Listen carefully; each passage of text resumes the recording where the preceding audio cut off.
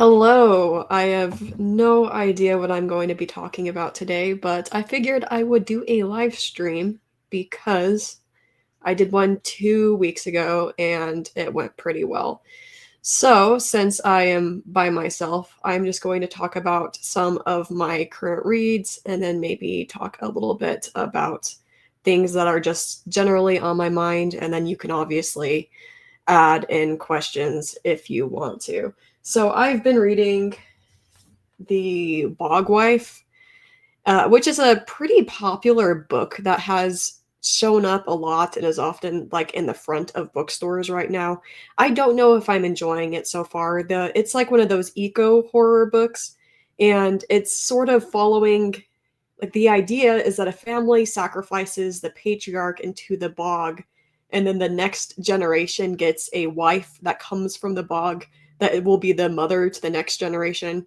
The characters so far feel a little flat, but I don't know if that's part of the point. Um, and I don't really know what it's trying to say yet, but I'm not that far into it. So hopefully I discover if this ends up being a good thing and living up to sort of the hype or not. I am sort of picky with a lot of books that have sort of a lot of people talking about them just because of the concept that is interesting. So there is that. And then I found these books at a thrift store the other day, and they just sound really fun. And I was kind of curious if anyone knows what they are. It looks like there was like a ton of these written in the 70s and the 80s, and it's about a monk that solves mysteries. Like in the 14th century, there's like this monk that solves murder mysteries, and I just think that's really fun because I love any sort of Christian monk being put into fiction. I don't know, it's like a random thing that I like. So these are Ellis Peters books, and I know that they must have been popular at the time period, but I wonder if there's anyone with living memory of them. So I thought I would bring that up. But I do see there are some people here. What have you been reading lately? And are there genres that you are enjoying? Hi, Raf. How are you doing?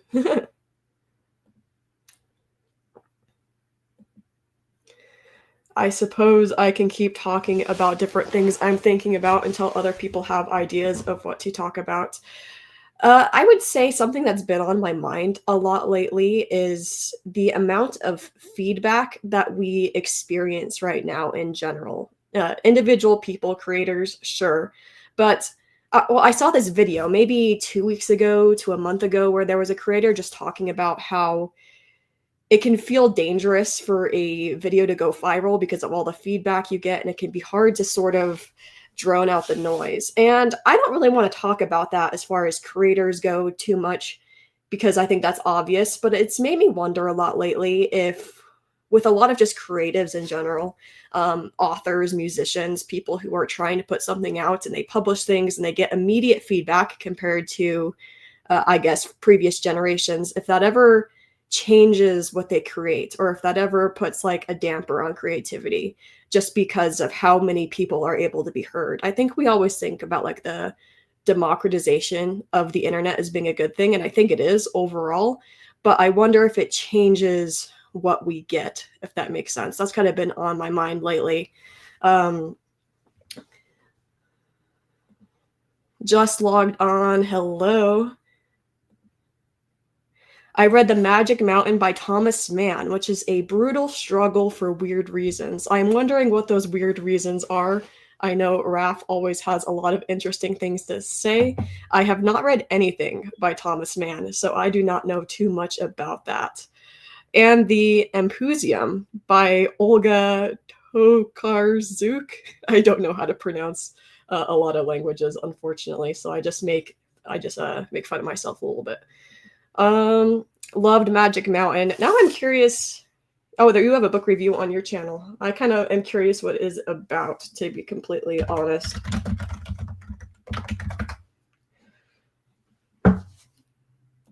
What is Thomas Mann known for?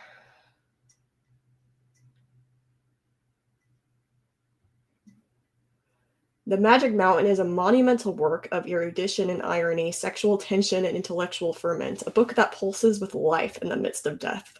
That is still very vague. It does say that it's German literature. That's cool.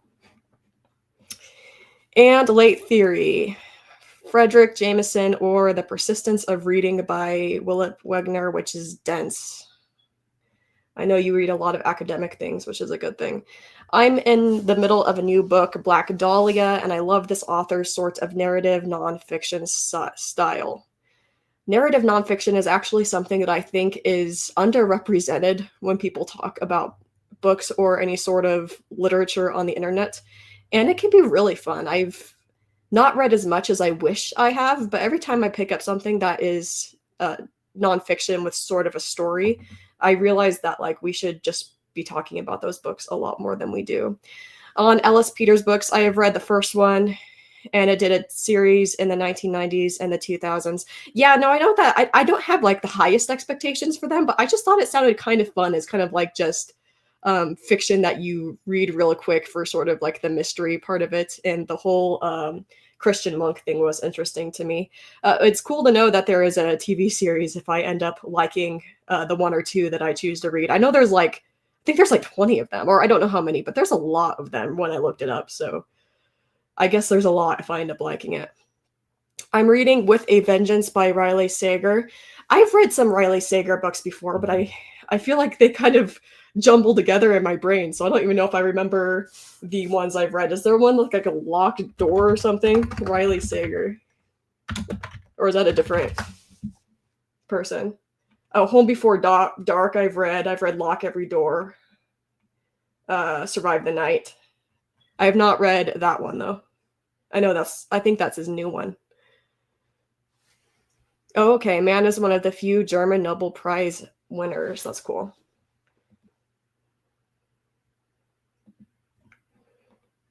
Reading Hotel Exiles about a hotel in France pre-war and post-war. Which war, though? Magic Mountain was hard because of its specific connections to German bourgeois culture and stuff and my own background.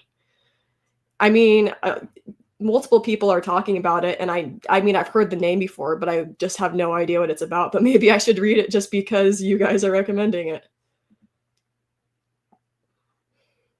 Reading Boyhood, which is great. That sounds good. There might be a video on it, something like Between Magic Mountain and Mount Doom or the likes. Oh, is that your video? That sounds like something you would make. Hello and good afternoon. I'm about to start Save Me an Orange from Haley Grace. Yeah, it's poetry. At work now, but listening. I need to read more poetry. I said that last time I got on here, and then read almost no poetry except like the poetry. I've been reading a couple different literary journals, and sometimes they will like sneak in a poem that gets published between short stories or between just different articles or think pieces. And I try to slow down and get what they're trying to say. And sometimes I get the vibes, and I think sometimes I need to be okay with just getting the vibes. I was reading, I've talked about it on my channel before, the book How to Read a Book, and I've been reading it little by little just because it's a little bit dense and I have a lot of other things I read at the same time. But one of the things that it just kind of reminded you is like sometimes you just need to struggle through something once and then go back through it and like assume that you can get the greater meaning behind something. And I think that's probably something I should apply to poetry, is sometimes just slow down, read through it, and then try again. I don't think I have never had formal education on reading poems. I have a history degree, and I have a lot of experience with like parsing through like nonfiction things and parsing through things that are kind of meant to be factual, or even things that like have a stronger, more narrative structure, like a lot of fiction things. But I think I would enjoy understanding more about like poetry. Yeah, love poetry. Nice. Well, I don't know what is currently on my mind besides those things. I just talking because this is just me talking. I guess that's the point of this, is I have been so frustrated the last week or two with my e-reader. So about a year ago, I bought a Kobo and I love it. It's a perfect size. I have the one that has like the stylus so that I could write notes on it. Have loved the connection to the library. I don't know if you know the difference between e-readers, but you can like look up the book in the store and it connects straight to the library. You can download it from the library from your device. Like it's not like the Kindle where you have to like log on and send it to your Kindle. It's right there. But it's part of like that tech thing being designed not to work for very long. That's the conspiracy here. Because over the last few weeks, it's been freezing up like constantly to where I have to keep power cycling it. And it's kind of frustrating that I feel like more and more things that are kind of sort of in the tech sector are created to need some sort of repair or some sort of replacement way too soon. I was looking it up and I was 3 days out of the warranty. So that was pretty upsetting. So I'm getting a lot of workarounds, but I'm feeling pretty stubborn about it. I'm feeling like there's no way I want to buy another one anytime soon, and I want to force this one to function well because I did not cheap out. I got one of the better ones. I don't know if you've had an experience lately with tech and things just completely betraying you, but e-readers are not immune to that apparently. Reading poetry out loud really pulls out the music and the emotions. Oh, you know what? I actually think that I need to read out loud more. And I know that sounds kind of silly when you're by yourself, the concept of reading out loud. I was reading a chapter in A History of Reading by Alberto Mangel. Honestly, it was probably a month ago at this point, but the chapter was all about the historical tendency for people to read out loud, that throughout history, there hasn't really been too many people that primarily read in their head, to the point where in the chapter, it was, I don't remember the time period. I might do a video on it at some point just because I think it's interesting. People were shocked when someone could read in their head without saying things out loud. And I wondered sometimes if like we lose some sort of meaning by constantly reading silently. I don't know if that makes sense to anyone or if I just sound crazy, but as far as education goes too, like when I was a teacher, all of the kids really struggled reading out loud. And I sometimes wondered if I'm even that strong of a reader out loud because the vast majority of my reading is obviously a solitude activity. And sometimes when I record videos, I'm like, I have to do it like multiple takes of even reading a simple comment out loud because it's just sort of a cultural practice that we've lost. And I think that that is something, as far as reading goes, I could actually improve on. Like I watch a couple channels, and this is the most niche thing ever, and I know so few people do, where they'll do like a read along of a text that's in the public domain because so there's no issue with reading it on YouTube and having sort of a community thing with it. And sometimes I wonder if I could even pull that off that well, despite being super well read, just because it's gotten to the point where there's very little cultural reading out loud. This is such a crazy tangent based off your comment. I'm very sorry. Raph says, on Magic Mountain, Magic Mountain is a satire of the buildings Romans set in tuberculosis sanatorium in Davos between 1907 and 1914, about the bourgeoisie ignoring the slide into World War I and a lot more. Nice.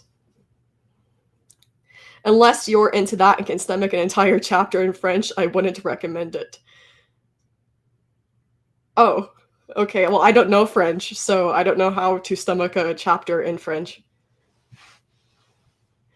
Hotel Exile is World War II, covers the German exiles in the 1930s, the German intelligence service during World War II, and the last part covers the return of survivors from camps on the return to France. I need to read more World War I and World War II fiction. I'd have to say, like, as much as I love history and as often as I like to read books that include some sort of history, like my last book review on my channel was during the time of Napoleon. It was a book about that. I haven't read as much like World War II fiction as I wish I had. Yeah, I know it's not a conspiracy theory. I think I sometimes just say that whenever I'm talking. I know that it's like, it's almost planned for devices like Kobos or anything like that to over time not function, so you have to buy a new one. But I feel so stubborn about it. I get so upset with that when that actually happens. Yeah, I might try a factory reset. Like I said, it's still usable. I guess I didn't say that. It's still completely usable. I just have to power cycle it way more often than I wish I had to, and that's what's been annoying me lately. And especially, it's especially tough. And I don't know what type of Kobo you have because I have the one where you can annotate on it, and it freezes up the most when I go back to look at my notes and annotations, which sometimes is important because it helps me with like book reviews to just annotate on the page if I happen to be using the Kobo. And then anytime I go back through my notes and like start scrolling through the notes of like a long book, it just completely freezes up. And I have to, when I'm doing that particular activity, I have to go through it like 3 times. It's very annoying. Reading anything out loud is a great idea, yes. I actually lose a lot reading in my head. I'd be interested to hear you elaborate on that. What do you think you lose by reading primarily in your head and not often reading out loud? Because I feel like I lose something, but I have a hard time articulating what actually is lost. I usually tell people my poetry is Shakespeare free. I was reading out loud last night and it really helped me get more into the story. I was actually reading Jane Eyre to my cats. You know what? I have 2 beautiful dogs. Maybe I should read to them more often. I do not have a cat. I think it's impressive to get your cat to sit down and listen to you read. But you say right here that she likes being read to, and she was very restless, and it helps. That makes sense. I think my dogs, if I told them to sit down and listen to a book, they would probably do it. They would probably just happily stare up at me, but then they would wonder where the treat was after a while. So there's that. Oh, I should try reading to my cat too. Let me know how it goes if you ever follow through on that idea. My dog loved listening to audiobooks.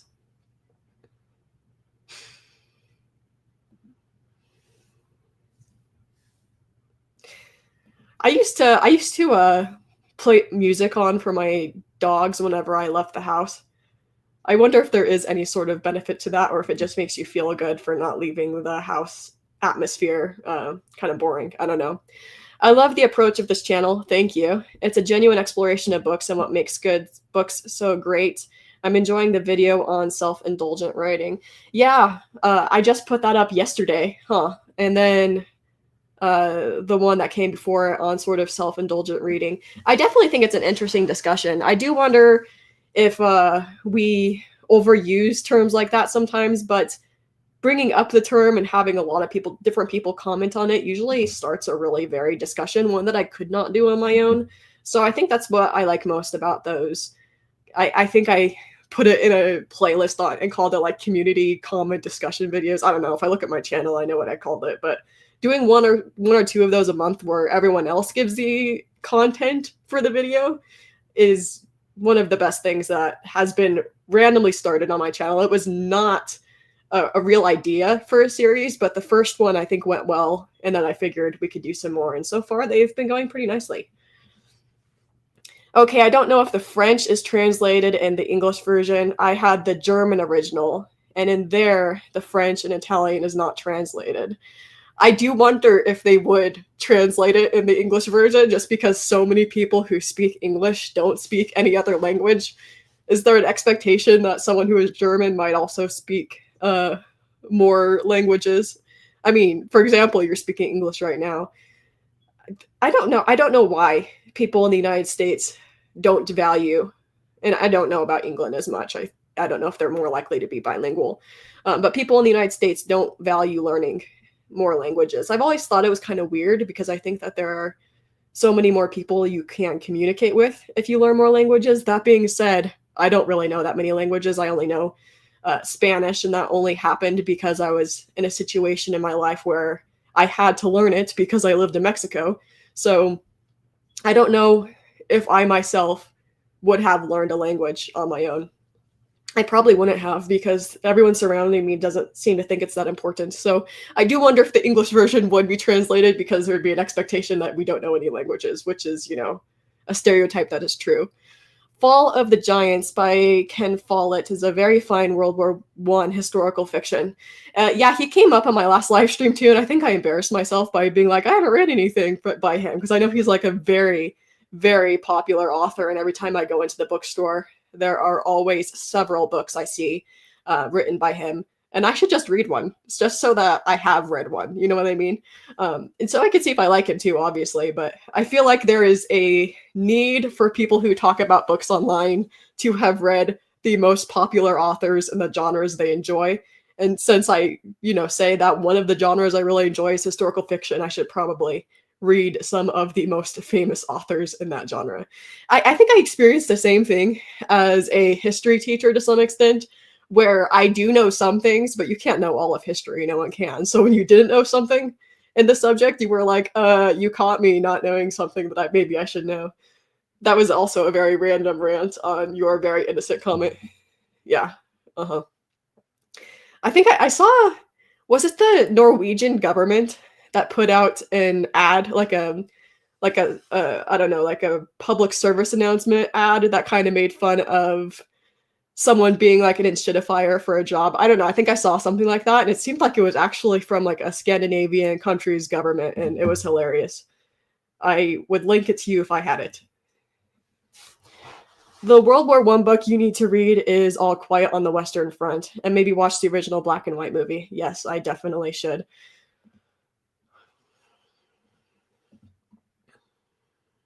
I might be able to track the arguments, but I miss the language and flow when I don't read aloud.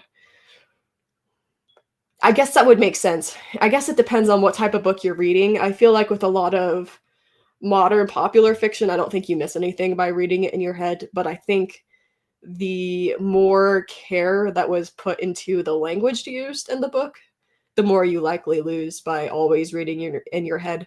And I obviously going forward, I'm going to do the vast majority of my reading in my head just because it lets you get through things a lot faster, and I like to read a lot of books.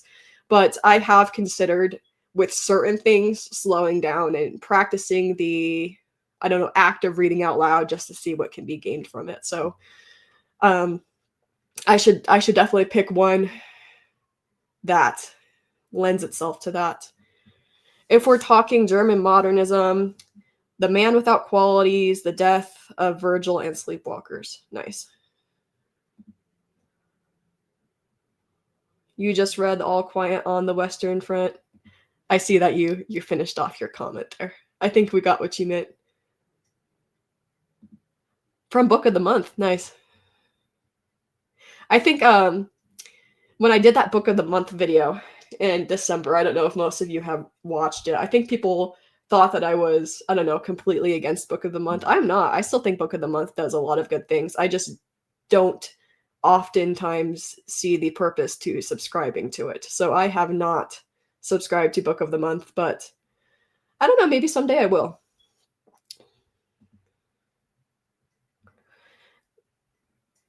Nice. I'm still not finished reading Man Without Qualities. Have you been reading it for a while? You're crying about it? I do like that you do follow-up videos based on ideas that take off in the comments. The ongoing conversation is nice to have. Yeah, no, I think that should be part of what the channel is if there is an interest in a topic, I think that bringing it up is useful. And also, like, it's kind of sort of that, I don't know, content creation cycle is eventually, it's nice to get ideas from other people because, I mean, if you look at how like YouTube is meant to function, you're meant to be sort of putting out content all the time. Fine. Oh, where'd my camera go? Can you hear me? Oh, okay. It's actually been fine. I've enjoyed doing the YouTube channel. I haven't felt too overwhelmed by it, mainly because I'm not putting too much pressure on it. I think people oftentimes put pressure on anything they start like this. But it definitely helps to have people who are interested in a topic, and it gives me an idea because it just, it's hard to come up with topics all the time. I still have plenty that I plan to do soon. But I'm also sort of a person where I have to be in the mood. If I'm not in the mood to talk about something, sometimes I'll be like, "Ugh, I like the idea, but no, we're not doing it yet." So it's really easy to choose to talk about other things that people have chosen for me. Hunger by Hamsun is a tough read. Not learning a language is an English and British thing as well, not just an American thing. I thought it was, but I didn't want to confidently say that because, as far as I know, maybe people in the UK in general know languages a lot more than Americans. I still wonder if that's true. If you were to compare the two, I still think they would probably. I don't know. I guess I'm underestimating the amount of people in the United States who know Spanish because of their background. Um, so I probably am wrong if you look at it that way. Ken Follett runs his own culture industry with people writing parts for him and doing research and stuff.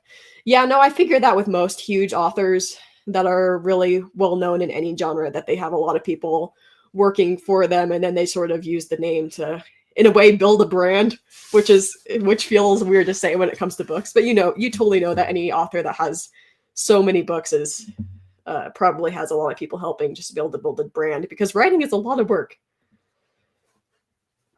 The whole Full of Giant series is really good. It's because there aren't really any other countries close to the US, sure, Mexico, but the largest secondary language in Maine is French. Most of Canada is English. It's true. No, that's definitely part of it, right? If you think about Europe and the proximity of people who speak another language, that is definitely a factor in caring more about learning other languages for sure.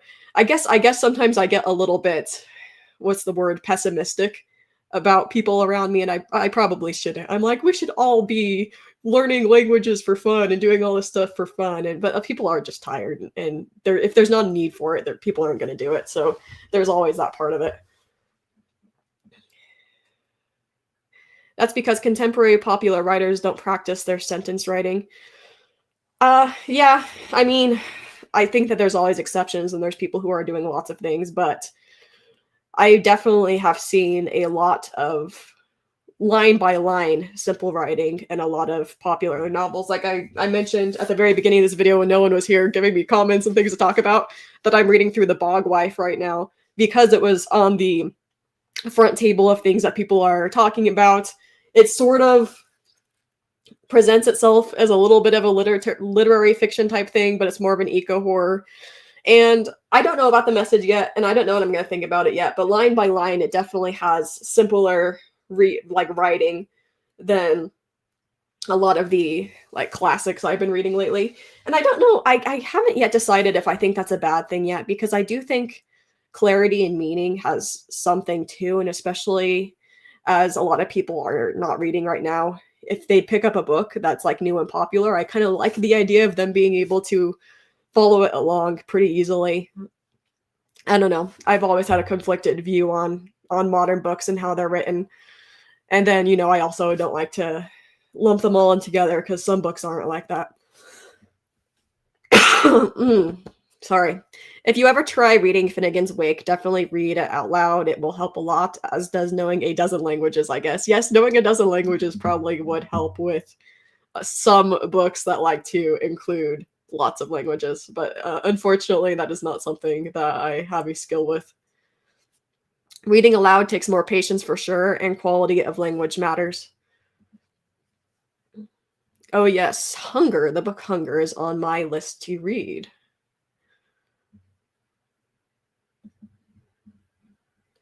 Hunger is raw and visceral images and prose. Maybe I should read a book recommended by you guys like once a month or something, just so that I think that there is definitely something meaningful to a shared discussion. There's something meaningful too to be able to read what you want regardless of like what other people are reading, and I think that that's sort of a topic that's been explored a lot online, especially in the reading space, of like the tension between wanting to read things that are popular that have discussion and also wanting to read things that you uniquely want to read just because you want to read them. But I definitely think that there's still value to community and reading some of the same books. So maybe I should take some of your recommendations more often. I don't know how I would do that. Maybe a poll and I make a book review or something. maybe eventually some sort of Discord server. I don't know. I do like the idea of taking these suggestions seriously, though. I really struggle with reading German literature. Talk about internalized trauma. That's interesting. I was just kind of thinking about that. I don't know if I have something to say about that, but it is interesting to struggle with reading the literature from your country. I definitely think that there's moments where I have too, as far as like American literature, but I can't say that I'm always feeling traumatized. Okay, so if you want to go on a wild ride, go for his mysteries. Is that the name of the book, or do you mean like he writes mysteries? I don't know if that's a silly question. It probably is, but I'm curious. Finnegan's Wake is beautifully incomprehensible, going along with the idea that it's best read aloud. The only writer who never needed help is Stephen King, beyond cocaine. Nice comment. A polyglot book probably isn't easy to write. Yeah, it probably isn't. I have no experience writing one. But yeah, no, I think incorporating all the different languages and cultures in a way that makes like a cohesive whole would be difficult. And people also have to be able to read it, which is a tough thing now. Cocaine is a good motivator. I don't think I would know. That's not how I post so many YouTube videos, for the record. That is not my help. I really want to read The Bog Wife. Yeah, I don't know what I think so far. I'm not against it yet, but I've only just started reading it, and I sat down and read it for a few hours. So I'm only like a quarter of the way into it.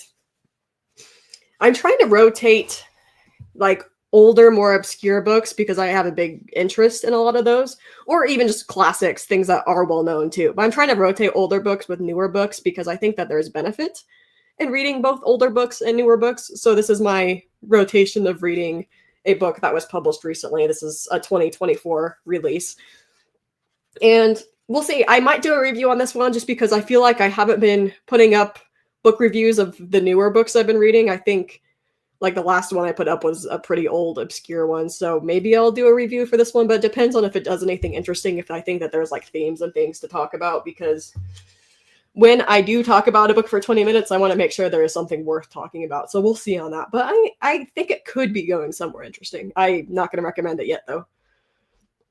At my university, if you want to study history, you have to learn Latin, either have a grade in it from high school or do an exam at university. That was not a requirement where I was. I mean, I actually studied a little bit, but like not enough to say that I have any sort of mastery. If it had been a requirement, though, I totally would have met it. I think that that's kind of a fun idea. Maybe my idea of fun is a little bit distorted. I don't know. Dashiell Hammett wrote simple sentences, but they were all great. He defined a genre. And I think there's honestly a way that feels literary and purposeful to use simple sentences, but it's almost like I guess I think there's no hard set rules. It's almost like the purpose behind them. Sometimes like a short sentence can be really powerful when it's sort of making a point. Did you see that mass market paperbacks have been discontinued? It makes books more expensive and less accessible. I have seen that. And it's funny, when one of the first videos I made on this channel was about the rise and fall of the mass market paperback. It's not a very good video, and it's like 9 minutes long, and I'm experimenting with trying to get the camera to look good and like taking it around and acting like I'm a vlogger, which I'm not.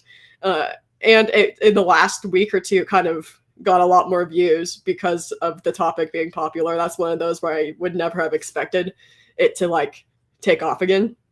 I guess it makes sense though, given that they've been discontinued. And yeah, no, I think that you're right. I think the idea of being able to get an inexpensive copy that is easy to take with you, that was part of the appeal of mass market paperbacks too, is they're really easy to take with you. You don't have to take them too seriously. You can I don't know. I don't know. It's not a big deal if you accidentally crease the edges or something. I just don't think it's that big of a deal because they're kind of designed to do that, and it does make reading less accessible because they're affordable. And I think a lot of people say that. Well, now we have the ebook, and as far as my purpose, like sure, I really do like the ebook. I use ebooks a lot, even though I've been complaining about my Kobo. Um, I don't know. I think that there's definitely something that is missing though when you just go from the mass market being an option to the cheap accessible fiction is now only ebooks. Oh yeah, I don't know if I'm very good at lives, but I'm doing one. Finnegan's Wake was a real revelation in how far you can push language. Do a poll on the YouTube message board to see what book to read next. Yeah, not with all my books, because I think I would quickly get burned out, but maybe like one a month. I think I can look back at some of the comments from the live stream or ask for suggestions elsewhere, and I think that could be a fun thing. Mass market paperbacks have pretty much been a thing of the past for a long while. That was something that I talked about in my video that was kind of before this whole trend, is even before they were officially discontinued, not that many stores were carrying mass market paperbacks. Like if you went to just a normal bookstore, like, you know, your Barnes and Noble or whatever, they would have mass market paperbacks in like the bodice ripper romance section. And then there would be like a couple tucked away in like the science fiction section, but they weren't really being sold even last year before they were officially discontinued.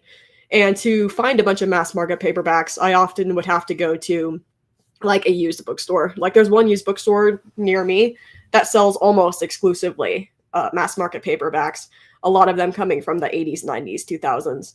And it's a cool store, and they don't only sell mass market paperbacks, but that's where a lot of them can be found. But yeah, they've been in decline. I figured that was the title. I was just going to make sure. I don't know that there are very many books like Finnegan's Wake and what it did for words. Maybe I just read Finnegan's Wake because it's been mentioned so many times. Good evening. Currently reading The Mercy of Gods by James S.A. Corey, the author of The Expanse. Do you like it? Mm-hmm. I had a course at university translating Tacitus's Germanica for an entire semester. It was brutal. Supposedly ebooks are still expensive.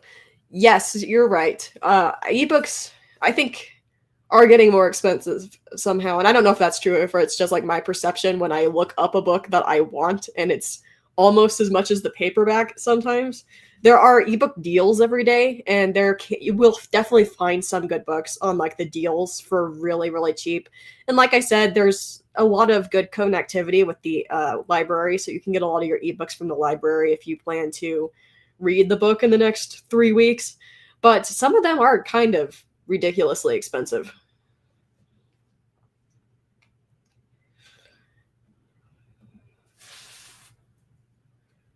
Mercy of Gods was a thing. I feel like I'm getting tired of their formula by now.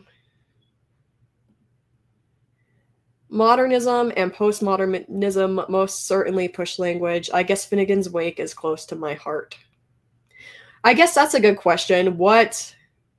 It seems like we have a lot of readers here at the moment who like older works of fiction, maybe nonfiction too, but I feel like a lot of talk about literature seems to center around fiction. What time period do you like reading from the most, and why? That's a good question.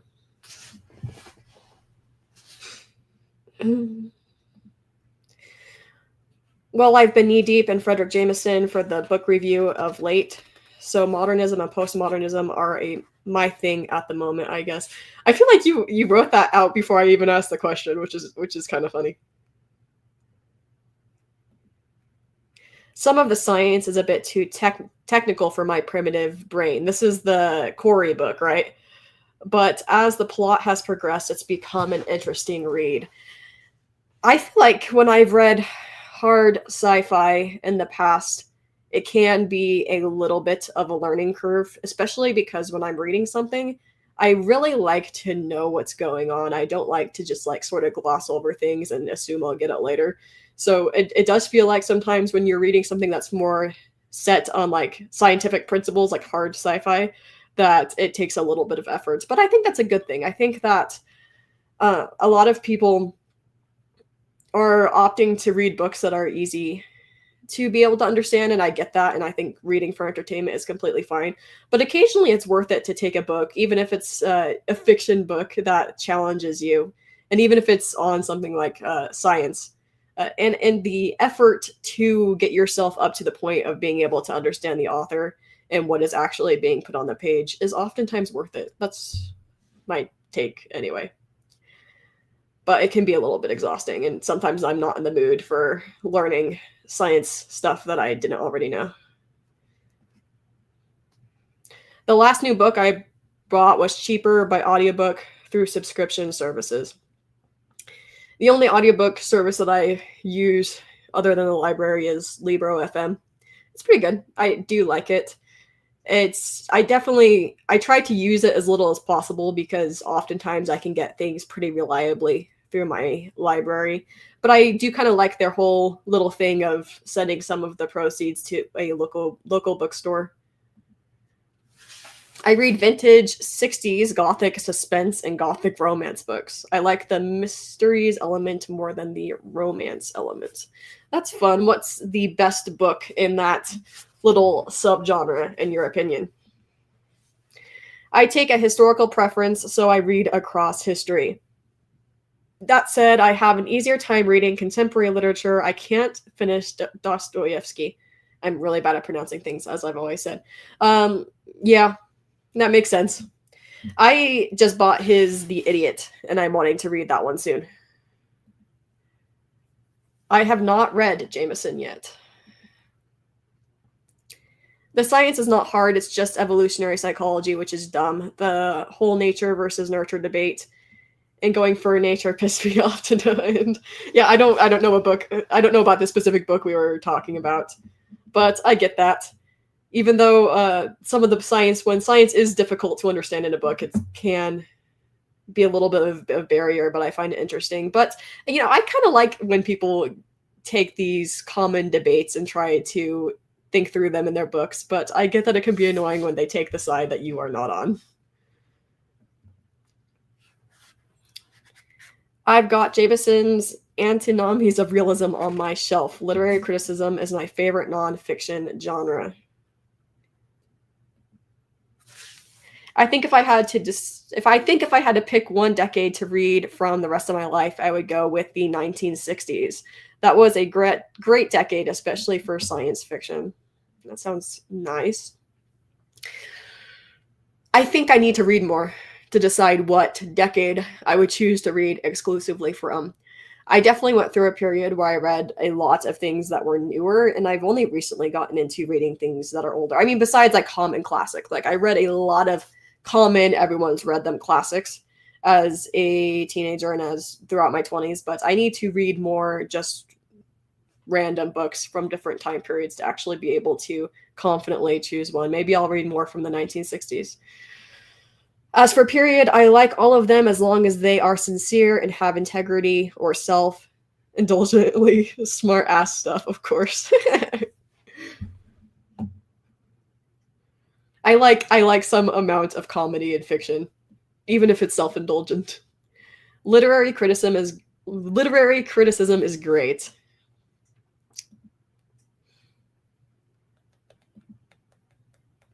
Yes, The Idiot is my favorite. Yeah, I think it's not talked about as often as a couple of the slightly more popular ones, but it's the one that sort of caught my attention when I was picking between them the other day.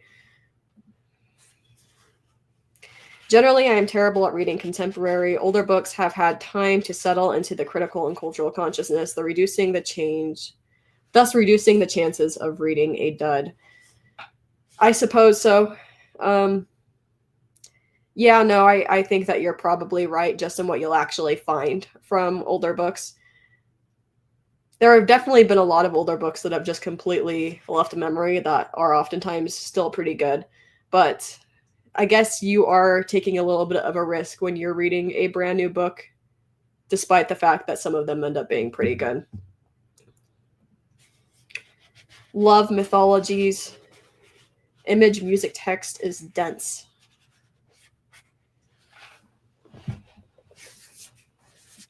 1960s was great for sci-fi. What was the best decade in your opinion for fantasy? Is it the same or would you choose a different one?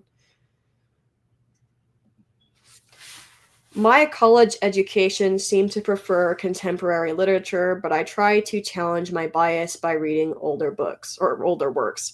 However, I have a harder time finishing them, unfortunately, which is a tragedy. I think that is definitely common. And I find it interesting that your college education preferred contemporary literature. I wonder, did you study English? Did you study something that had to do with literature? I didn't, as I have said before. I studied like computer science adjacent things, and I studied history. I have 2 degrees, and neither of them have anything to do with fiction reading. So who knows what I'm doing here? But I'm wondering what your specific focus was that would lean towards contemporary literature.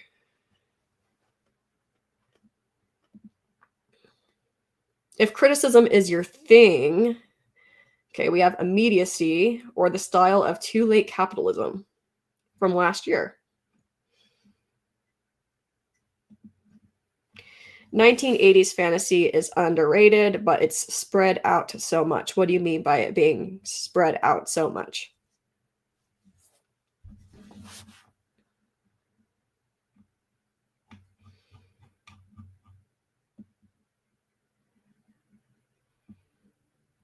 Okay. I ran out of comments to talk about.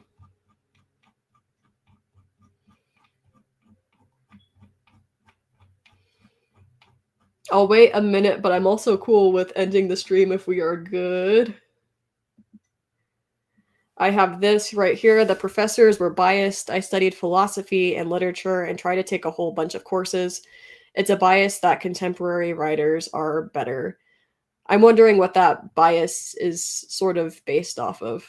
I feel like they're I don't I think that this whole conversation of what's better is just tough. I think that there can be good books across time and across genres, but there is sort of the problem of how to find them sometimes. And I think that we've made it it's made more difficult by the amount of things we have access to. It's always that discussion, right? Of it's good that we have more and more access to more authors, more works, more things that are being published, a low barrier to self-publish your book, but it does kind of flood us with a lot of things, and it can be hard sometimes to know where to focus and to know where to find your next passion. I don't know, that's kind of what I think. Jamaica Inn, 30s Gothic, An Afternoon Walk from the 70s, The Brooding Lake by Eden from the 50s, Thorny Hold by Mary Stewart, the 80s. This one is more cozy to me. Cool. Fantasy is too spread out to have a favorite decade. Okay, that makes sense. Yeah. What is immediacy about? I do not know. I bought a book to help heal my gut biome to help with my energy fatigue problems. I'm a terrible reader, but I have my excuses. Okay, so like a health book? What is the book? I have read some books that have been popular over time that kind of focus on health. I think it's one of those topics where it's really hard to know what to trust because there's just so many people saying so many different things when it comes to health. I do think like the gut microbiome is definitely legit, a good legit thing to focus on. I have a friend who is a registered dietitian and has also done a lot of like research. And I mean, I think the number one thing is eating a variety of different things. Like you're supposed to be eating a variety of fruits and vegetables and grains and legumes and all of that. And I think that's like the thing that most people can generally agree on, most people. But I don't know, I'm not going to touch the health world because there are so many people dedicated to that realm, and I am just a person that tries to be healthy occasionally. For fantasy, there was a big shift in the 70s when Terry Brooks published Sword of Shannara, and it kicked off the epic fantasy boom. In the 50s and 60s, you had these spiky sword and sorcery novels. I do kind of like how genres change over time and have like defining moments. And I think a lot of people have focused on fantasy for how fantasy has changed over time. I do kind of wonder if now in the 2020s, where we do have this whole everyone can self-publish and there's a lot of books being put out, if we are going to have sort of like these defining moments anymore, or if they're a little bit of a thing of the past, because I feel like we can have a lot of successful subgenres occurring at once at this point. Maybe not in the world of traditional publishing. I think that they will tend to choose one subgenre and publish it until they're not making money anymore. I think that is a lot of the critique with the romantasy boom to some extent. But I do wonder if we are going to have a little bit of a cultural shift into everything is popular at once with a bunch of little micro niche communities. I'm listening as I iron clothes for the morning. Nice. I think the last time I ironed a shirt was when I was a teenager. And it was like a church activity. They were teaching us how to iron shirts at church. And then ever since then, I never used the information. Okay, no, I think I have a couple times in desperate professional situations. I wonder if that's like the thing between generations. Does my generation iron shirts? I don't know. I don't know what these authors are for. I think I've lost the plot a little bit.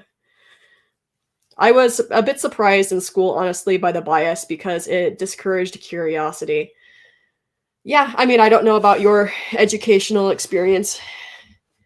I do think that that is one critique of people who get to choose what to talk about or choose what is important. And obviously, when you teach a class, you have to curate it and you have to make a syllabus and you have to choose what gets discussed. And I think that there's just been a lot of criticism over time of do the things that we talk about when we take the time to sit down together and learn actually align with what we should be talking about. And everyone has sort of a different opinion, so it can be a little tough.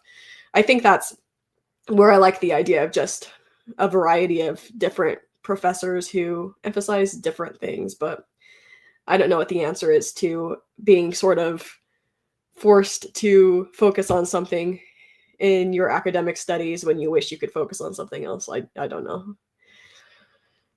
Immediacy is very much influenced by Jameson and focuses on stream as medium and how it reflects a world where we don't have time to step back and reflect. Oh, that's a pitch that's going to interest me because I think that a lot of us are suffering with that right now, especially people my age and younger. I will say that, like, I remember even 5 years ago, I would have a lot more silence in my life. And I don't know if this is exactly what this book is about because I haven't read it. But 5 years ago to 10 years ago, I had a lot more silence in my life. I've noticed myself recently, I have to remind myself to take a moment to just have silence and reflect. And I don't know, write in a journal or just be okay with the sounds that exist in the room around me. And I feel like I've been struggling with the need to constantly be doing something or listening to something or experiencing something. And I think that we lose a little bit of the time to just be when we get too involved in that. Laura Dusani was an interesting generation for fantasy. Wait, was that?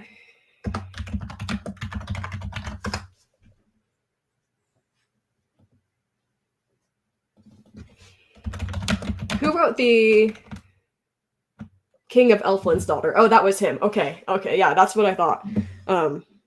Cool. That would have been, what, the 1920s? Gut Biome book by Dr. William Davis called Superbody also has other books. I want to learn how to culture stuff that antibiotics probably destroy to me. Very cutting edge science. Much wow. Yeah, I haven't taken too many antibiotics throughout my life. I've definitely done a couple rounds for a couple different things, but um, I definitely had family members, especially women in my life, who have constantly worried about health as far as nutrition goes. And so we've had I grew up with a lot of vegetables and fruits and fermented foods and things that I think are supposed to be good for your gut microbiome.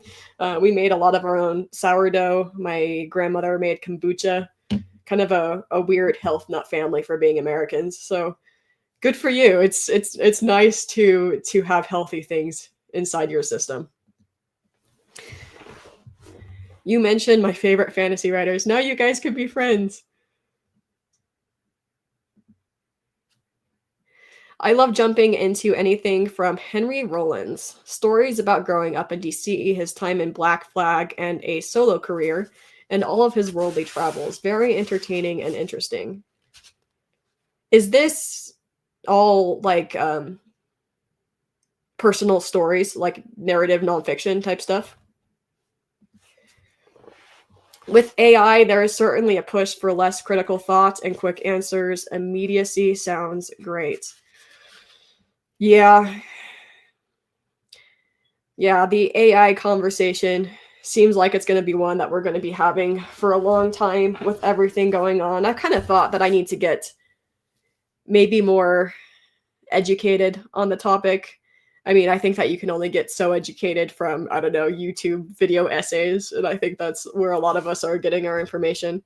And there's definitely stuff to get there. But I kind of thought maybe I want to sit down and learn some more of the ins and outs. But as far as AI being used as like an assistant for thinking and for learning, I think that there are very concerning things with that.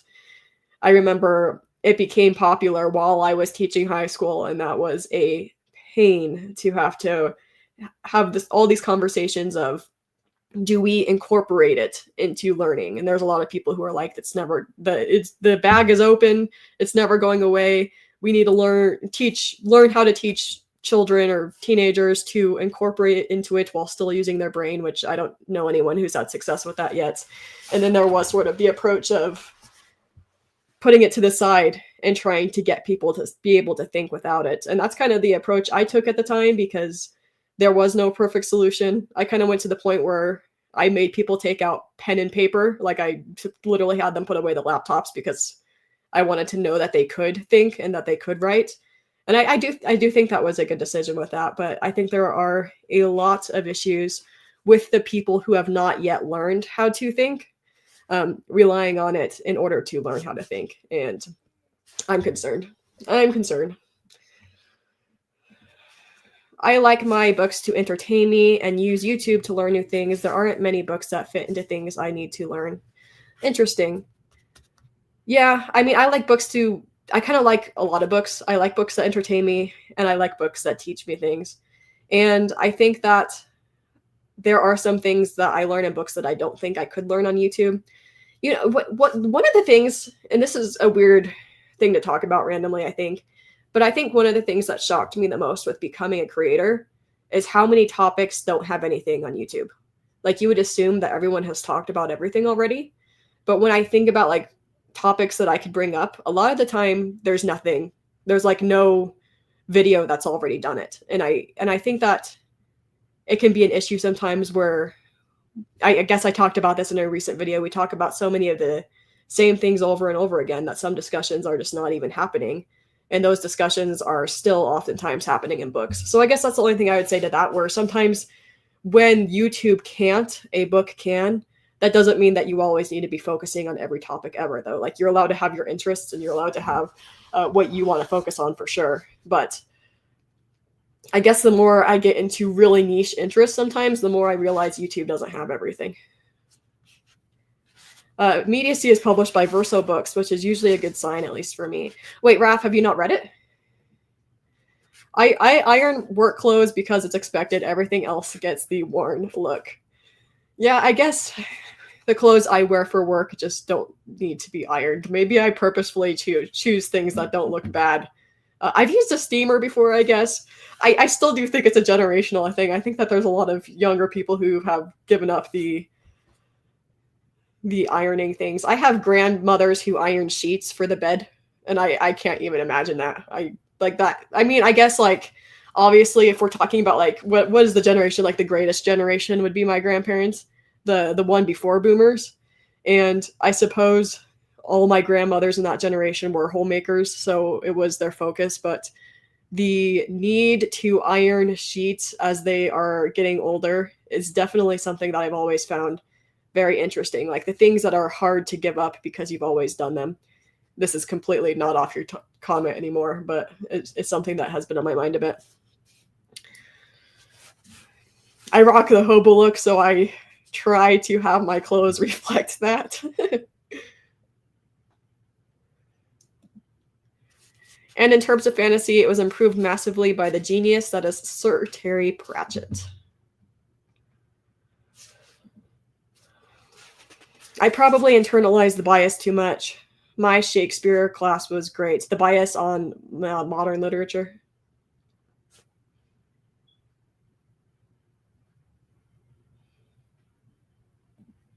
As far as this, I only know of the King of Elfland's Daughter.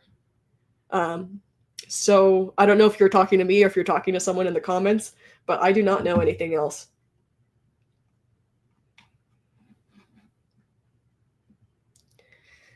I don't know about other people's education, but my high school education was heavily focused on much of the Western canon. I get the sense this is a relic of the past. I don't know when you were in high school. I graduated in 2015, and I think I had to read, funnily enough, which is, it's kind of weird, but I think I had to read Cormac McCarthy. I think we read like The Road. We read In Cold Blood. We did read Steinbeck, some Steinbeck. We might have read Jane Austen, and we definitely read Shakespeare. But if you were to talk to a 2025 graduate, I think that it's even changed in 10 years. But no, we did not read like through the entire or through a good portion of the Western canon or anything like that when I graduated high school.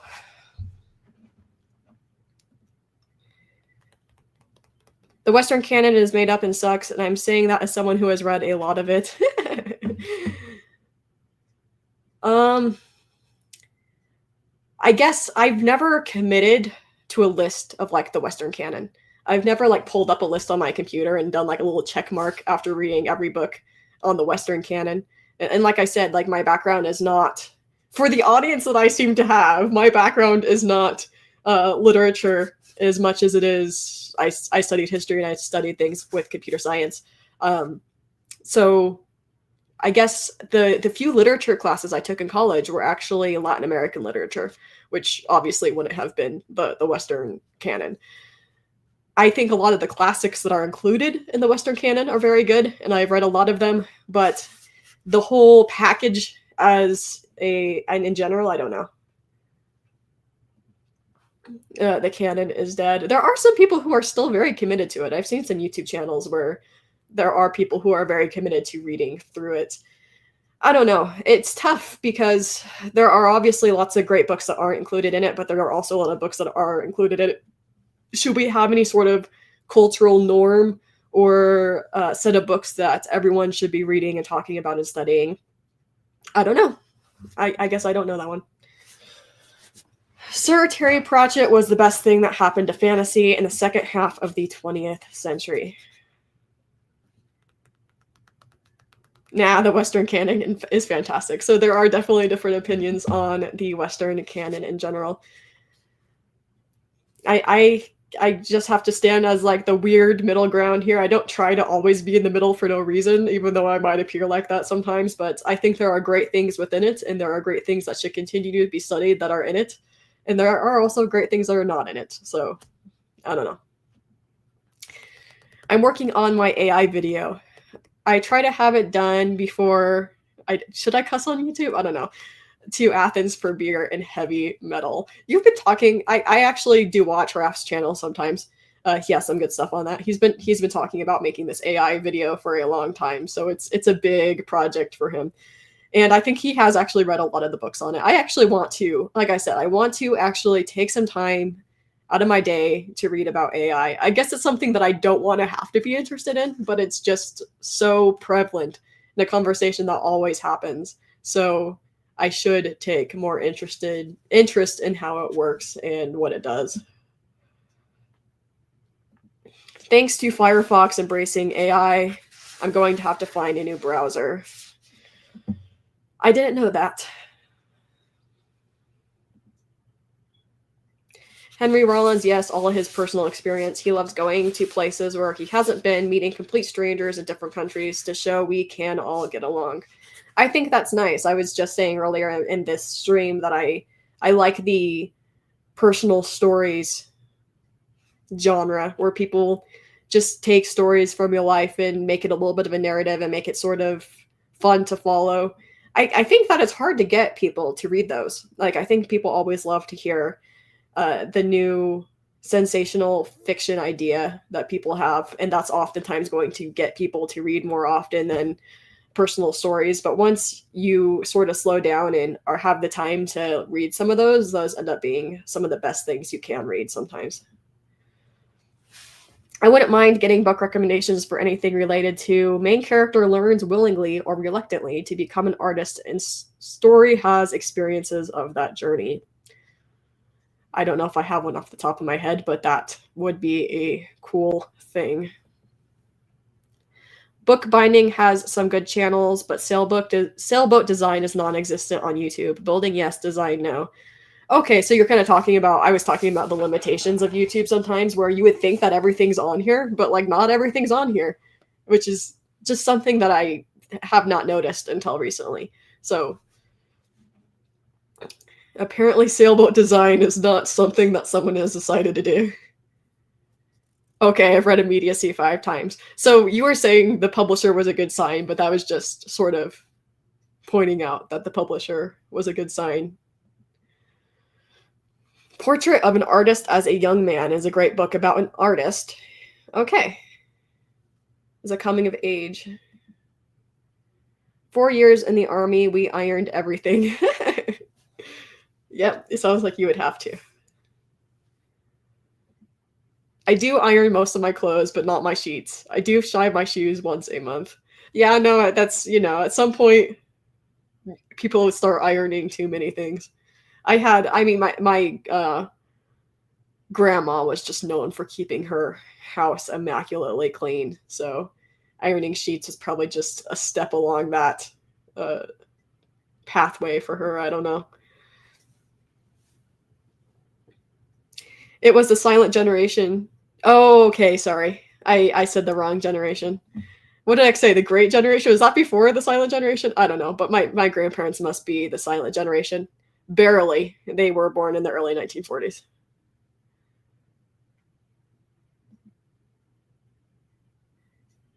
I graduated high school in North Carolina in 1981, reread no books in English class. That is fascinating to me. I would assume that you would have. What did you do in English class if you didn't read any books in 1981? Like, I think that one of the things that became really popular in some states are like online reading programs where they make the kids sign into some profile on like a reading program on a computer, and they all have like little Chromebooks or laptops or something equivalent to that. And then they have to like read articles that they're not interested in and answer like factual questions and get scores, and they have to get so many points or they don't get their credit type thing.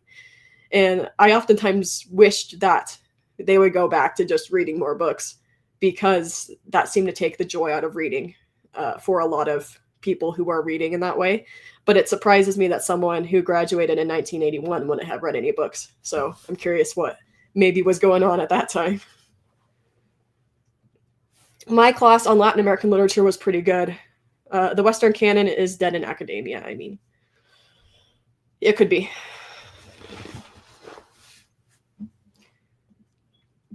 The only prescribed books I can remember for secondary school in the UK was Of Mice and Men and Animal Farm.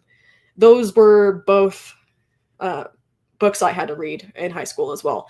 I will note though that even when I was in high school, I was definitely in like the classes, like the AP type classes, not like any sort of self-brag way, but I don't know what they would have taught in a class where people were struggling with reading.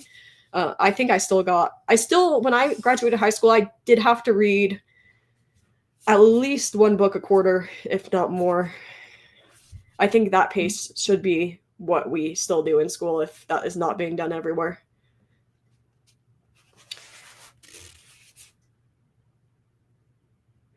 Information on disability and living with the chronically ill are still kind of new things that are barely being talked about, and it's mostly by people living with it. Yeah, I would definitely agree with that. I'm wondering if this has anything to do with maybe what you're thinking of reading in education or something, or maybe tied into some of the conversations we've been having. Be an interesting perspective to hear someone make that connection. The Western canon is too English biased. I could see that being true. Like I said, it's not often that I look at the list of what is actually included in what people call the Western canon. I do think it would be a shame if there was, I mean, obviously it's the Western canon, but I think it's a shame if you never read anything that maybe was from the East. There's obviously a lot of good Japanese literature that people love, or from Latin America. Like I said, I had to read quite a few of those in college because those are the only classes I took in literature in college. And if you're focused only on things that are based in the English or written in the English language, you are missing out on some great world literature. I don't know if that means that we need to do away with the Western canon. I still think it has a place, and it probably is useful for sort of getting a start on reading some of the classics. Is there a way to like appreciate it and not elevate it to a level of like, this is all that we need to care about? I don't know. That's probably where I would land on that. Okay, we have more conversation on the Western canon. Okay. The problem with the Western canon is that it is basically Harold Bloom listing what he liked and appealed to his personal ideology. I wish I knew more. And the further back you get, the more book it just included because of accidents of transmission. Yeah, I guess that would make sense. That like if it's in the canon and you're including stuff from a long time ago, it's just going to be whatever still has cultural memory. I'll take Harold Bloom over Alan Bloom any day of the week. I like the Western canon, but also like a lot of literature outside of America and England. Yeah, that's definitely where I sort of stand. When I have looked at what is technically in the Western canon, there are plenty of books that are included in it that I love, but I guess the only issue would be saying that that's the only thing you should be reading is where I would probably differ from some people. If you read one book on AI, make it Karen Howe's Empire of AI from last year. Okay, I think that I can look at this chat again after it all ends and look back at live chat, so I will write some of these down. Though admittedly works outside of English are harder for me to read, so I comprehend less. Yeah, it kind of goes back to what we talked about on the last live stream of the work of the translator. And even if you have it translated into English, you probably are missing something. Maybe we should just all learn every language of every book we want to read. There's the answer. Yes, Verso Books has great stuff in general. David Harvey, Nancy Fraser, Fraser, and so on.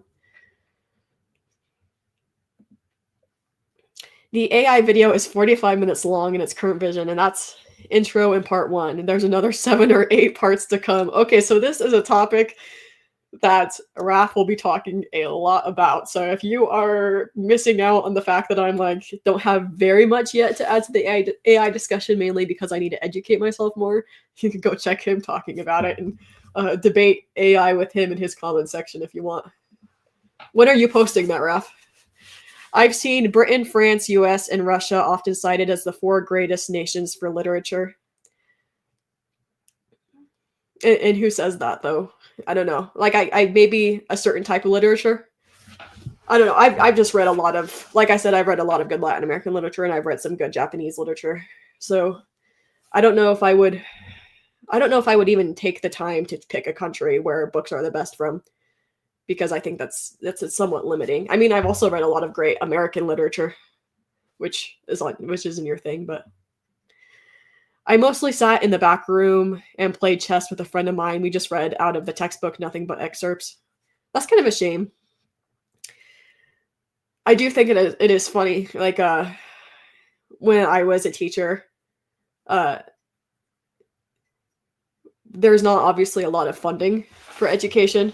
So the one thing I did get was like textbooks. And the textbooks that I got for my history class were just so dry and the kids could barely read them, so they weren't even all that useful. I mean, I used them a little bit, but I don't know if that's the way to go all the time.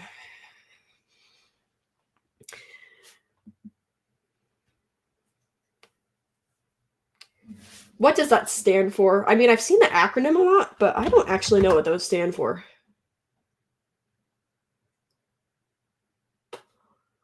Oh, I cannot say those medical words. Look it up.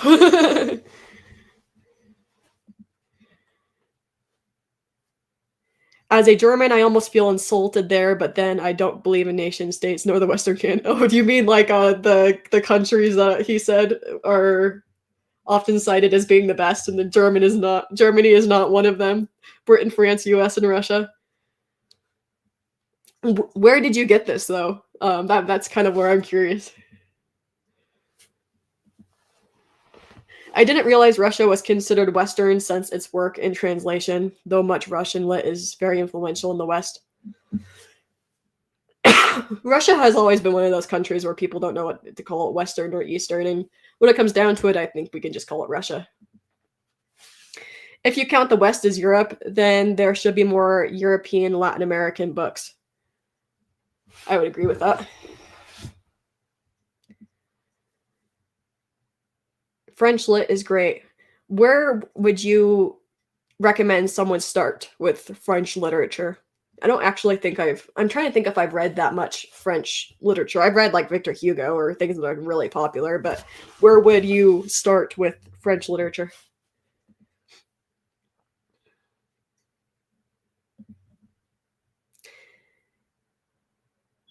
The difficulty in getting outside of Western-based languages is language is so much about culture. I'm learning Mandarin, you partially become Chinese to do it. Yeah, no, that's totally true. And I think that could be where a lot of the difficulty comes, and just as you said, for a lot of people who try to get into literature that's not from their native language or a culture that is theirs or maybe somewhat adjacent to theirs. Like if you're American, it's pretty easy to get in the mind of someone who's British when you read any sort of literature from the UK, but it's harder to get into the mind of someone who is from a culture that is very distinctly different from your own. And I think that's part of the experience though. And it's just one of those things where once you do it more, you get better at it. A contentious observation for sure, the four countries that he mentioned. I think Italy has produced a lot of great writers as well. Look, I have a degree in computer science with a thesis on AI and started a PhD in philosophy. I have things to say on the topic, and I read between 25 and 30 books as research. Hey, I am more than happy to let people know that you have that series starting on your channel. Click on his little, I don't know, click on his profile picture, subscribe to his channel, watch his AI videos. I will definitely be watching some of them just because I like to listen to people who know a lot about a topic. I don't believe in the Western canon. I don't believe the Western canon is supposed to be the best of list. I believe it is a selection of books that inspire conversations about important and timeless aspects and challenges of humanity. I think that's a healthy way to look at it. And, it kind of goes back to the whole thing of, do we read literature, like, is it a solitary activity? Is it meant to be something that just changes you and like experience with yourself? Or is it meant to start cultural discussions? And I think obviously one of the strengths too, having a lot of people read the same book, is that there is a conversation to be had when you do that. So as I kind of get into this period in my life where I'm wanting to read more and more, like just whatever I want to read, not just what's popular, I think that there is definitely something to be said for still reading some books where you can have that cultural discussion. And that is probably the best part of the idea of utilizing the Western canon. Just in reference books, their authors get cited a lot as being foundational. Though I also enjoyed Hunger Games and a few other popular books, I'm honestly very grateful for that. I don't know if I'd love reading if I weren't allowed to pursue the books I enjoy most. Oh. Okay. I'm not going to attempt the French pronunciation of the first one, but I read it. If it is about inspiring important conversation, then in a global world, the canon should not be Western or global North, should it? Hey, I agree with that. I don't know if there was some sort of list that someone put together that had books to inspire conversations and they did it by like continent or by like area of the world, I would look at it at the very least. Like I said, I don't know if there's any list I ever want to exactly follow forever because I think there's a lot of joy and discovery and exploration and just seeing what you can find. But as far as choosing books that start cultural conversations, I'd be all for a diverse list. The 19th century is great for French literature. I saw the tombstones of Zola, Hugo, Dumas, Rousseau, and Voltaire. Any of them are great to start. Okay, when it comes to any of these that also correspond with a lot that you might learn in history, I actually have studied some of these ones. I guess I was thinking more like, I don't know what I was thinking exactly. The other comment, those two authors I had never seen before. I was assigned PMP though, Pride and Prejudice, I assume.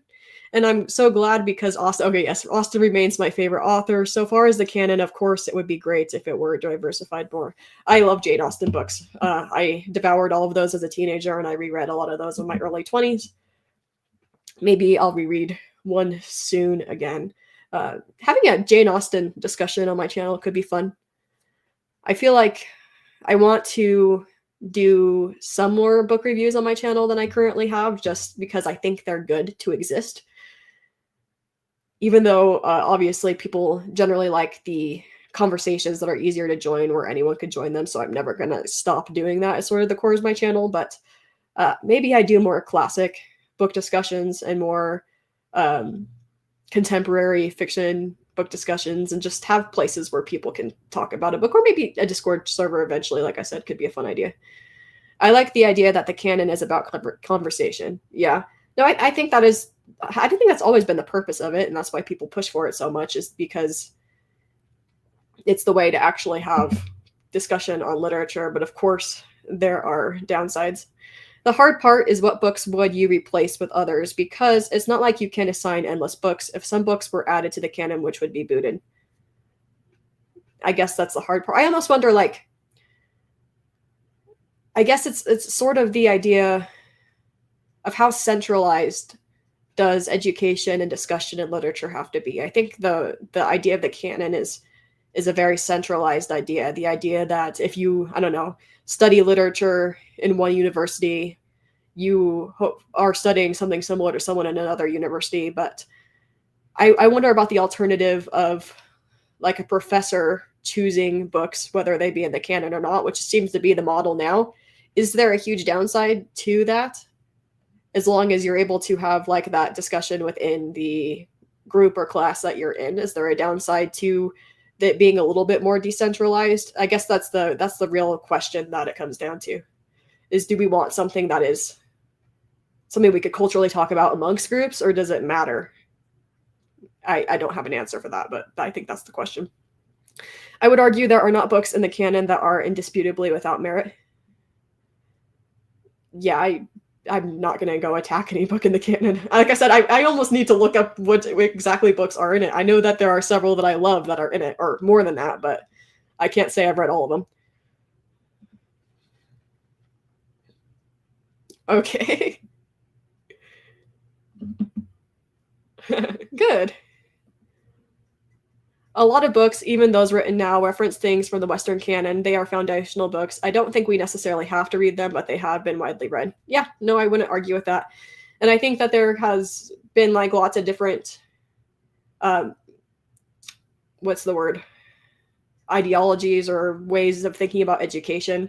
And one type of education that or educational model that I have seen in some of the areas around me, and some especially online schools and stuff, using is sort of like classic education. And I think there is arguments to be made in favor. I think there's also arguments to be made not in favor. Curiosity is a better guide than a list. That's how I like to live my life, but I'm not saying that I curate my life for the highest form of educational living and content. So, okay, coming in with no context. I don't think anyone will regret subscribing to your channel. He definitely doesn't filter himself. That is all I will say. But I've watched several videos and they are very interesting. There is each individual canon which may go across countries, nations, and then there's specific Eastern, Western, Northern. I guess I just haven't ever heard anyone rant, like I guess I live in the West, as far as culture is concerned, but I don't think I ever hear anyone talk about any of the others.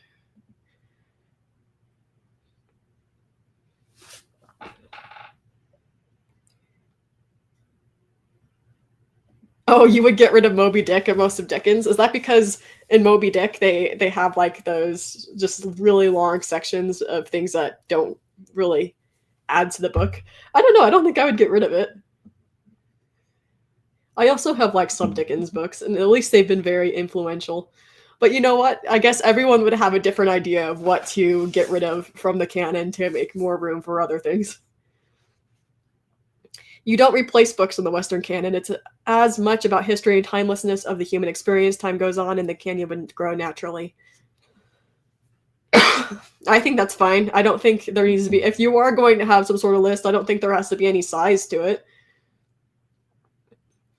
I guess that would be hard for people who are trying to read through the entire thing, but if you're an avid reader, you could still do that if that's your goal in life. Don Quixote, 100 pages in. Good for you. I love the stories of Don Quixote. The best canon is the one of the 16th century broadsheet the evangelists used to shoot Bibles at Mr. Oh my gosh. I'll see how I feel about Moby Dick when I reread it as a 25-year-old adult. Last time I read it, I was in high school.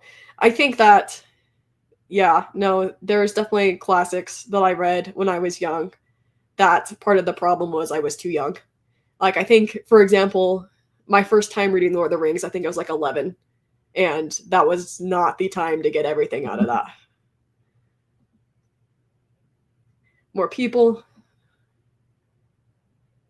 I dislike Shakespeare. Now I like him. I think there are a lot of worthy things to read from Shakespeare. Great discussion. Thanks everyone for being inclusive. I like the discussion of books, and I'm glad we have the space here because they can be hard to find. That is unfortunate. It's funny because there are a lot of booktube channels, and a lot of them do different things.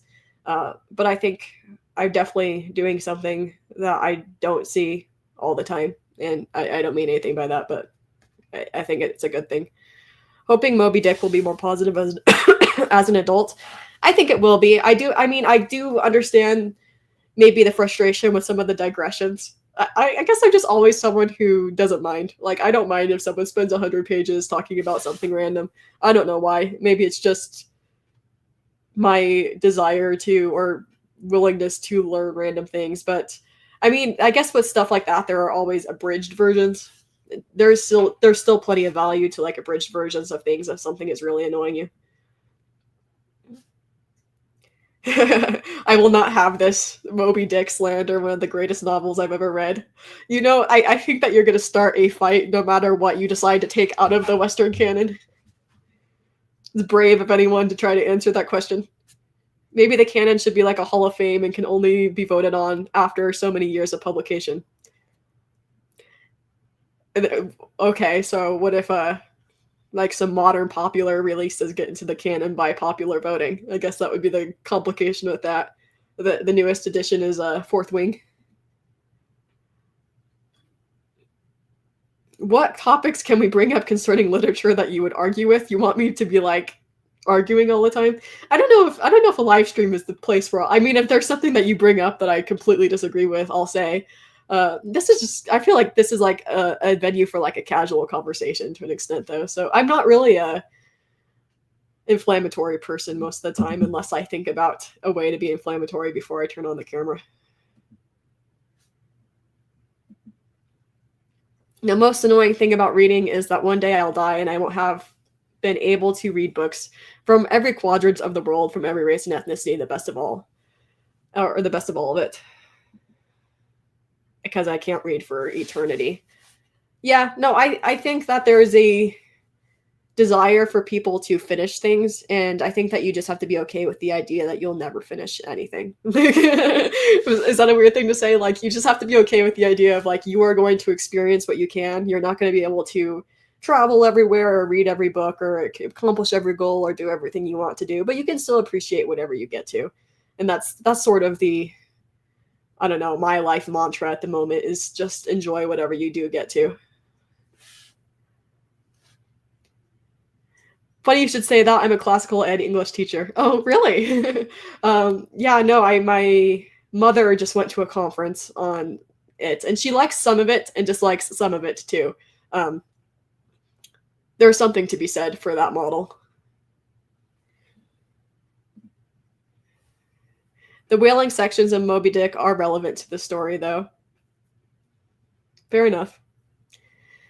Yeah, so if something is really long and feels like a digression but is still relevant, I guess I would think that there is still merit to having an abridged version for people who want like the core of the story but don't want all the details. And I think like if you read the unabridged version, you'll still get more out of it. But I don't know. I like people having options for engaging with whatever it be at different levels regarding whatever they want to do. I don't know. The global canon's just Winnie the Pooh and the house at Pooh Corner. Everything else is optional. Moby Dick, yes, exactly. There was a trade journal of the day. Harpoon that discussed whale hunting and processing. Oh, you're building your own literary canon. I don't think I have the, I don't know. I don't think I have that vision of self to build my own literary canon. I think maybe I would if I was like 80 years old. I'll keep you updated on that. If I get to age 80, I'll build a canon for everybody. The tools and equipment described are used by the crew in the story. Don Quixote is so good, especially the metafiction stuff in part 2. I am a big fan of Don Quixote, as I've said. And it works great, too, for any sort of... it works great in a history class or in a Spanish class or in anything just where you want to include some stories, because a lot of people find the actual stories fun. Like, obviously, the whole thing is good. But it's a great book for reading the whole book, but it's also a great book for excerpts and like mini conversations. Maybe I do a video on something Don Quixote related eventually. I've never liked Tolkien. His style doesn't do anything for me. I do, but I'm also not one of those people who will think that it's blasphemy to dislike someone who is influential and popular and important. I think people can choose not to like anything. Culture changes over time. This will mean that meaning is lost for older books. Items aren't removed so much as have fewer and fewer people who can read them. Yeah.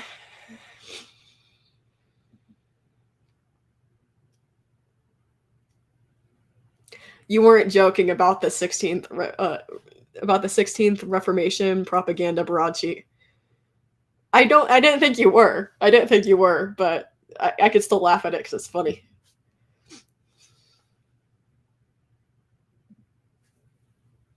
I like Les Mis. I don't dislike digressions. I just think some people do. And I like the hundreds of pages doing random things in Les Mis. I don't mind it at all. I think it's kind of fun.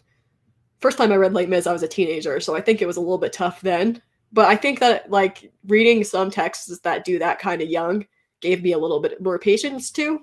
And I don't have perfect patience, and I'm still very much influenced by culture and how we are in the attention economy and everything, but sometimes letting yourself deal and just enjoying a digression and see where it goes can be good for your patience, I think.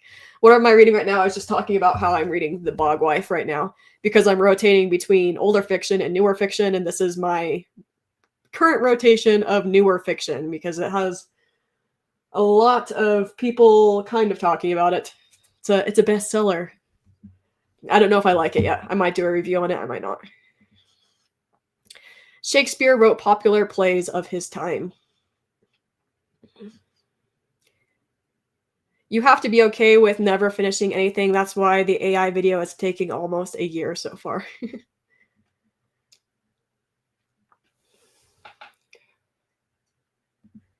I love the Pooh books. Definitely needs to be part of every canon.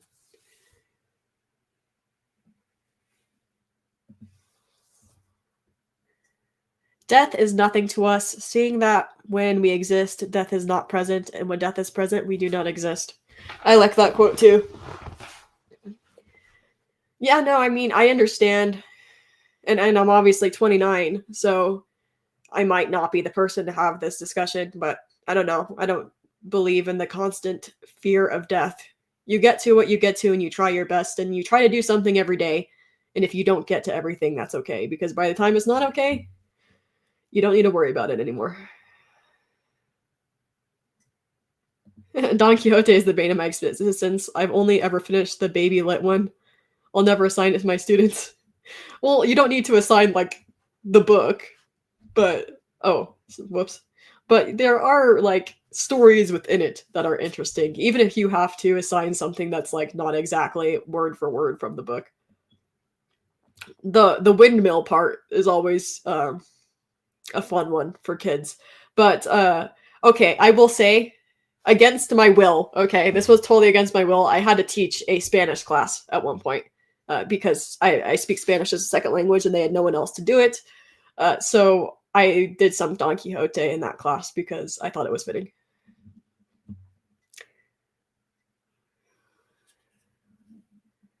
Most writers were back then, novels were published serially. Yeah, no, I think that's definitely something to consider for a lot of the classics. When we talk about pacing and things like that, a lot of them were serially published, which does make a difference. I have not read this book. I don't know if anyone else has.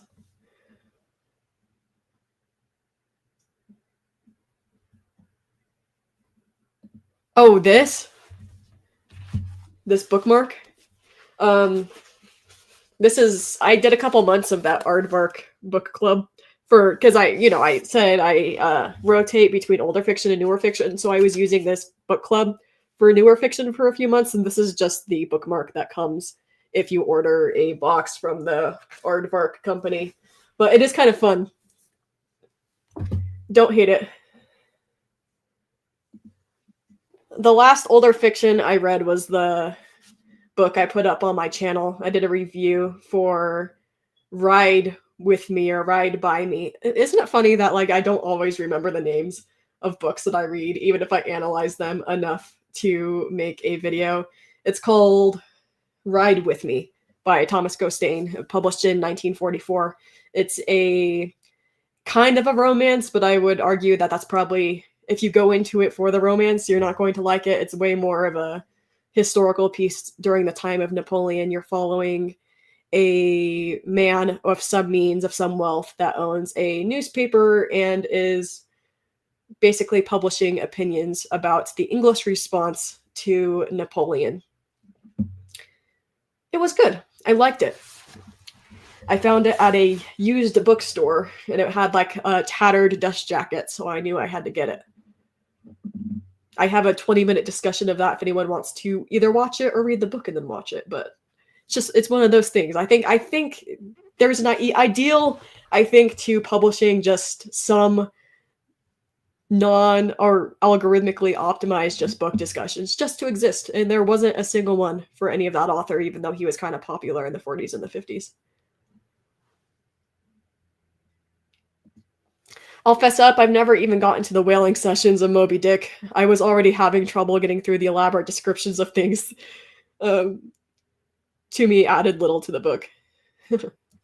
You know what? There are just people who like different things. There are people who really love descriptive and flowery language, and there are people who kind of like the simpler, get to the point, almost utilitarian type language. And I think both people, both groups, feel like theirs is correct. And I see value in both. Sorry, I'm like almost have the hiccups, so I was talking a little weird there.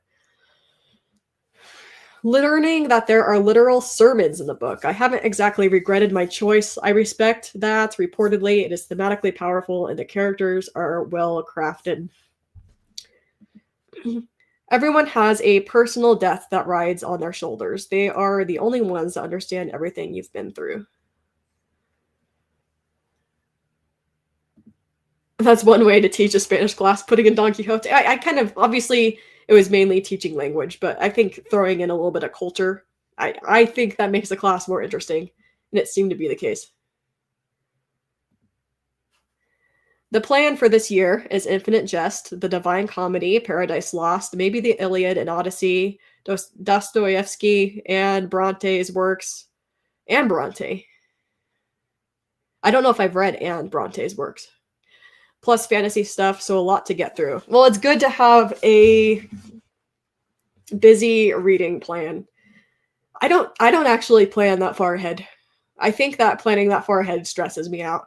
I like my idea of just like I generally follow my curiosity and I generally try to like read different types of books, but I could not tell you what I will be reading in a month, and I cannot at all say what books I will have mentioned on my channel by the end of this year. I have no idea. The classic everyone should read, but no one ever does, is Satyricon by Petronius. Oh, I messed up that. Also, more Cormac McCarthy and maybe Moby Dick this year, since people keep bringing it up. I actually have seen several BookTube discussions on Moby Dick.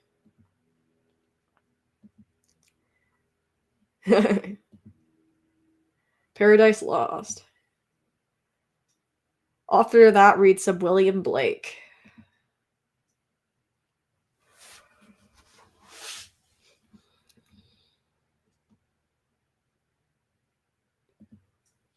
No, as Bloom said, our time is limited and read ultimately in the shadow of our own mortality. Dang, this has gotten existential. I definitely like a balance of description versus not as much description, which a slight leaning toward a tad more description. I just like the book in front of me for whatever it is. If it is descriptive and flowery, I enjoy it for what it is. If it's not, I don't know. I think that there is room for more than one style. It doesn't mean that there's like no such thing as a bad book, because there are plenty of bad books, but I don't think there is such a thing as like a style that should always be used or that is better than another.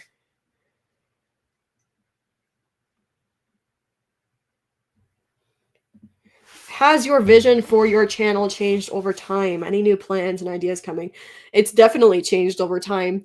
I tried BookTube when I was even younger. Like, I think I was 23 or 24. I did it for a year. And I had a little bit of success there, but nothing like now. And I kind of learned a lot of just what to do a little bit from that time period. But I was definitely falling into the reading popular things and trying to make it like a trendy, like this and that and TBRs and book hauls. But there's nothing wrong with any of that. I still do book hauls. But I think I got myself on a little bit of a hamster wheel, and then it wasn't fun anymore. And this time I'm having a lot more fun because I'm just doing whatever I want to some extent. But even when I started this channel, I have a couple privated videos that I just find embarrassing because when I started, I had no idea what I was doing. Even though I had a little bit of experience. So I was doing some of those like vlog style videos, and that is not my style. So I privated a couple of them. I think I started when did I actually publish the first video that got like 50 views? Which was the first video. I'm gonna look. Sorry, I'm gonna take a second and look, because I guess that would be my 1-year anniversary.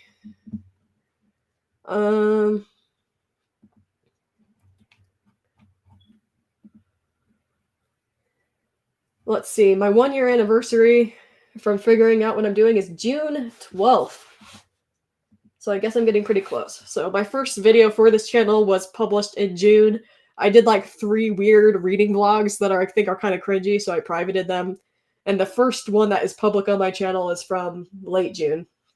June 29th, and I'm not going to go back and read or watch those because I don't even want to know. But yeah, no, I've definitely had my voice change over time and found what I wanted to do a little bit more over time, and I imagine it will keep evolving and I'll get better and hopefully just do a little bit more what I want to do instead of worrying constantly about what I should be doing.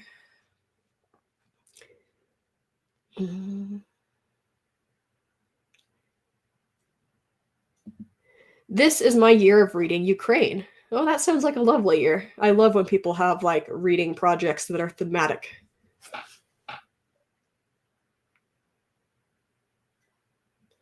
Next for me is The Legends of Charlemagne. Nice. I appreciate your approach to books. Thank you. Your videos are ones that is always worth watching. Can't speak to your private ones. Probably not the private ones. They're private for a reason because, I mean, when you were kind of joining a niche that already exists and already has sort of a thing.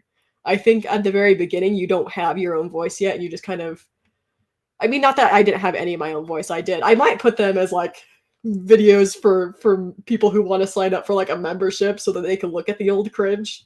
I might be willing to do that, but I definitely became a little bit more true to myself over time and started having the feeling that I was actually talking to people versus just like talking to a camera alone in my room. And I think that's just a process that everyone has to go through a little bit.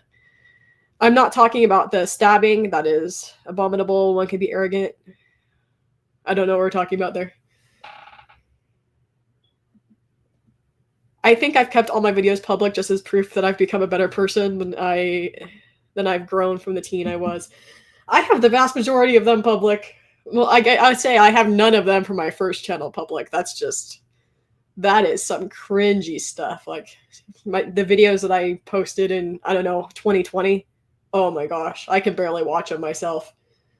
I was way too focused on learning how to be snappy, and I have a lot of love for my former self, but I do not do well with that. I just look awkward. But yeah, there's only like maybe 3 videos that are private from the very beginning of this channel. And like I said, I might put them up as like a member thing where someone could watch me be completely cringy if they want to. It's just a digital archive type thing.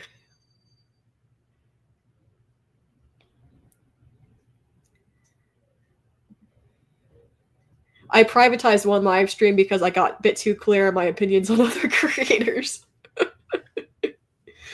You almost got involved in hashtag booktube drama. But I'm reaching 1,000 videos very soon. Going to do a Ask Me Stuff thing for that. Nice. 1,000 videos is dedication.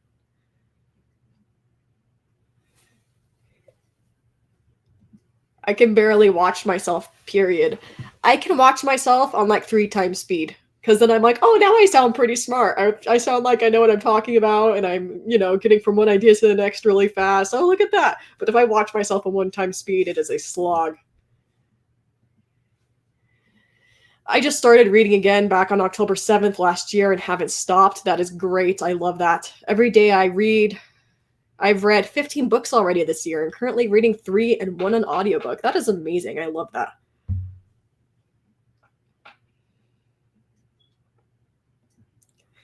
It's time to start on dinner. Roasted chicken with artichokes and mushrooms with panko breadcrumbs and Parmesan. Okay, well now I'm hungry. It's not dinner time here.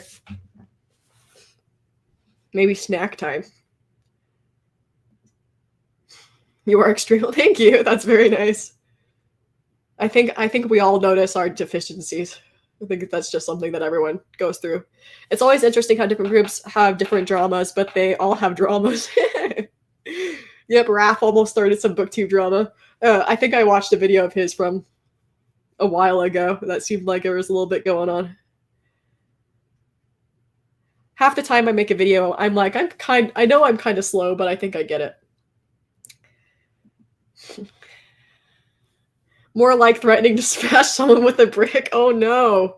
Oh no. Yeah, you gotta be careful when you put stuff on the internet. I can understand, like, there are things that can legitimately make you angry, but especially when you're not actually serious, you gotta be careful with what you say sometimes. So I get privating something like that where you feel like you might have accidentally crossed the line a little bit. Maybe not accidentally, maybe intentionally, but you gotta be careful. Gotta keep yourself safe. Well, this has been going for an hour and 49 minutes, and I got a couple other things to do in my day, so I think we'll end that there. But thanks for joining this casual chat, and hopefully I have something interesting on my channel soon. I'll have to decide what that is. And yeah, thanks for hanging out.